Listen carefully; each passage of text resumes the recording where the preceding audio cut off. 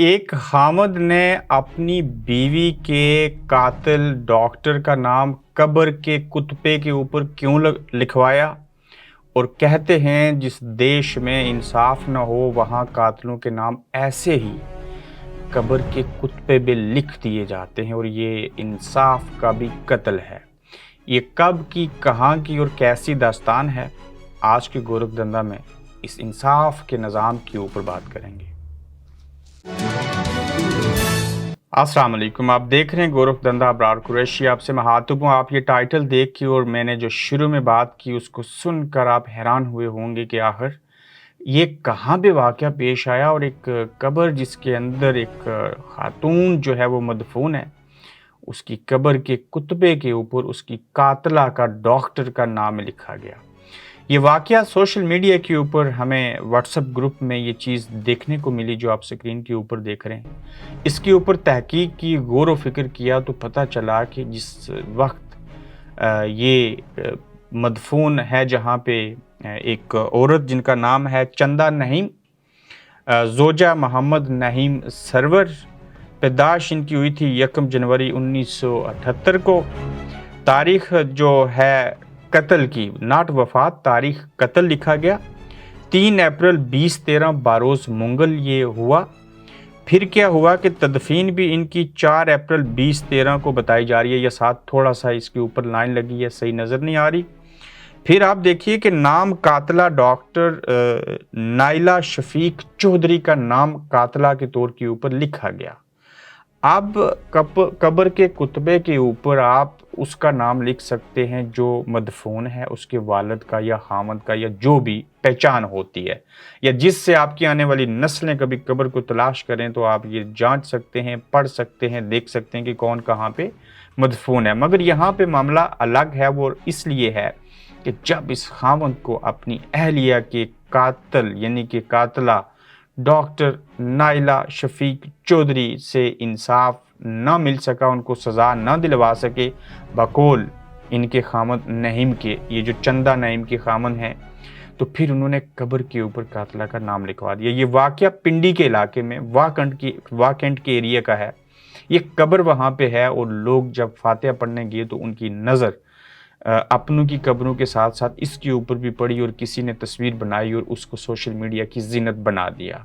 اب دیکھیے کہ اس شخص نے کوشش کی ہوگی FIR ہو جائے، چیزیں ہو جائیں، لیکن واقعہ کیا ہوا کہ نعیم سرور صاحب جو ہیں، چندہ نعیم کے جو حامد ہیں، یہ چندہ نعیم پریگننٹ تھی، تو اسپتال لے کر گئے۔ اسپتال میں انہوں نے کہا جی کہ ان کا آپریشن ہوگا، اور آپریشن کے ذریعے بچے کی پیدائش ہوگی، چونکہ نارمل ڈیلیوری تو آج کے دور میں رواج ختم ہو گیا، اور یہ آپریشن اس لیے ہوتا ہے کہ 40,000 روپے لیے جاتے ہیں، کمائی کی جاتی ہے، اس سلسلے میں عورتیں جو ہیں ان کے پیٹ کاٹ دیے جاتے ہیں۔ تو اس دورانیے میں انہوں نے کہا کہ ایسے نہیں کیجئے، نارمل ڈیلیوری ہو جائے تو اچھا ہے، لیکن انہوں نے آپریشن کیا جہاں پہ بچہ بھی، اور چندہ نعیم جو تھی نعیم سرور کی اہلیہ، وہ وفات پا گئیں، اور اس کے بعد ان کو انصاف نہ مل سکا۔ انہوں نے 12 مرتبہ کوشش کی، اور مایوسی کے عالم میں گناہ کرتے ہوئے جب بچہ بھی چلا گیا، اہلیہ بھی دنیا سے چلی گئی، دفن بھی کر دیا، انصاف تو ملنا نہیں تھا۔ اور اس میں کیسے ثابت ہو جائے کہ ڈاکٹر نائلہ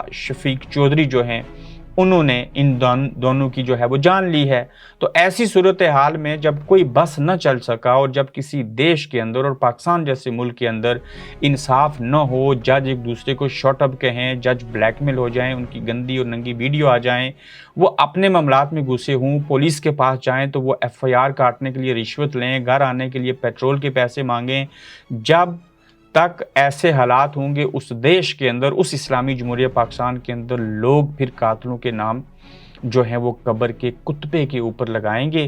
اب یہ الگ بحث ہے کہ اس میں اور کس کس نوعیت کے کھلواڑ ہوئے ہوں گے، مگر جس نوعیت کا پاکستان کے اندر انصاف کا نظام ہے، عدم ناانصافی ہے، اور یہ سارے حالات جو ہیں ان کو سامنے رکھتے ہوئے آخری بس یہی چارہ تھا کہ ہم جو ہیں اس کو قاتلہ کا نام جو ہے وہ قبر کے کتبے کے اوپر ہی لکھ دیں، اور باقی فیصلہ اللہ کے ہاں چھوڑ دیتے ہیں۔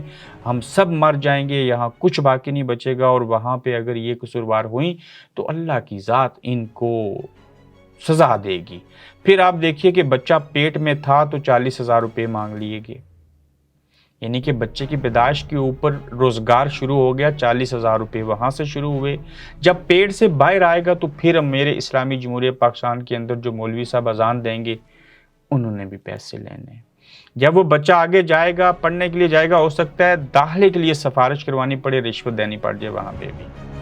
ہو سکتا ہے پھر جب وہ پڑھ چکے تو اس کی جب نوکری کروانی ہو تو اس کو رشوت دینی پڑے. یہ بھی ایک بزنس ہے. جب وہ زندہ رہے گا، کمائی کرے گا، اور چیزیں کرے گا، زکوٰۃ عشر دے گا، ٹیکس دے گا اگر اس کی حیثیت میں وہ چیزیں ہوئیں، فرض ہوئیں. مگر جب پیدا ہونے سے پیسے شروع ہوں گے تو جب مر جائے گا تو جنازہ پڑھانے اور ختم کی دعا پڑھنے اور اس کی دعائیں مغفرت کرنے کے لیے بھی مولوی کو پیسے دینے پڑیں گے. تو لہٰذا میرے دیس پاکستان کے اندر ہر چیز کاروبار بن چکی ہے.